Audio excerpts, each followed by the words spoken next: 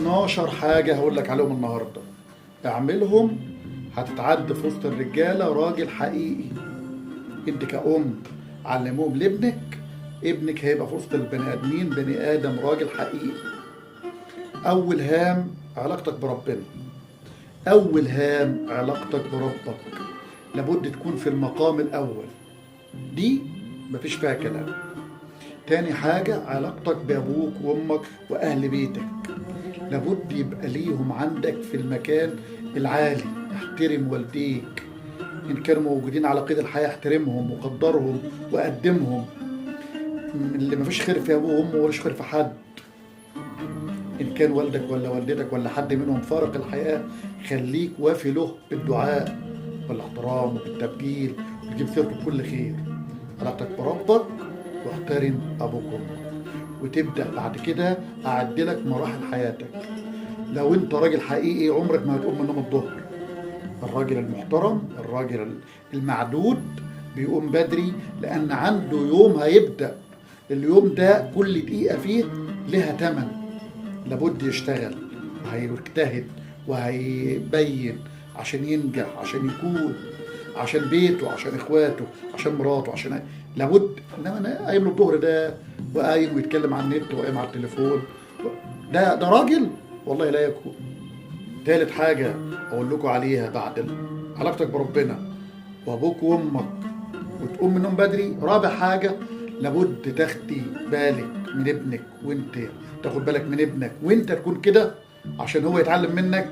يكون كلامك قليل وفعلك كتير، يكون افعالك هي اللي بتتكلم عنك، ما تبقاش رطرات في الكلام.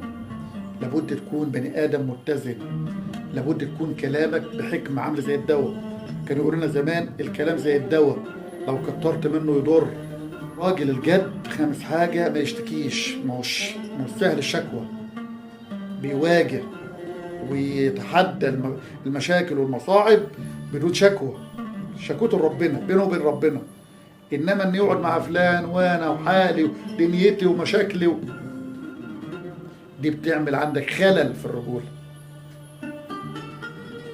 سادس حاجه اقول لك عليها، مسؤوليتك وقراراتك انت تتحملهم لوحدك. ما تلومش الظروف، ما تلومش الدنيا، ما تلومش العالم اللي حواليك.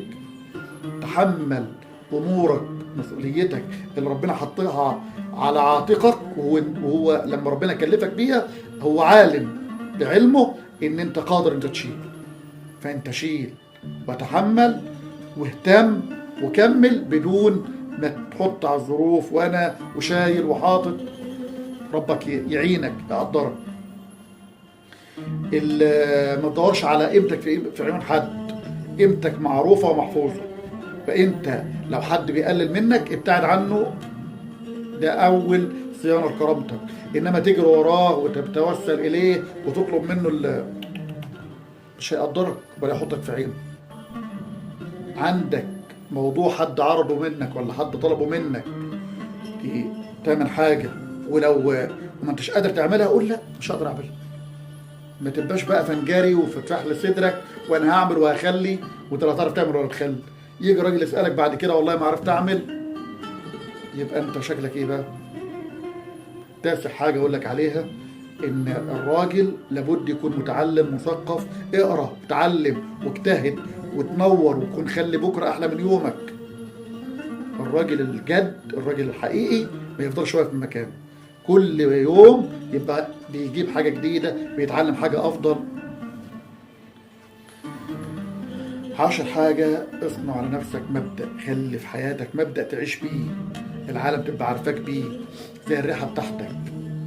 لو انت حاطط عطر معين العالم هتعرفك بيه، فانت برضه اعمل لروحك مبدأ ان الراجل ده يعني كان سيدنا محمد صلى الله عليه وسلم معروف حتى في الجاهلية بالصادق الأمين. انت خلي ليك مبدأ في الحياة تبقى عايش بيه وشغال بيه وتموت بيه. اخر حاجة في ال 12 حاجة، الراجل الجد مش عنفواني، مش بعضلات هو، لا. سيدنا عبد الله بن مسعود كان يعني ساقه ولكن كان قدمه تزن جبل احد.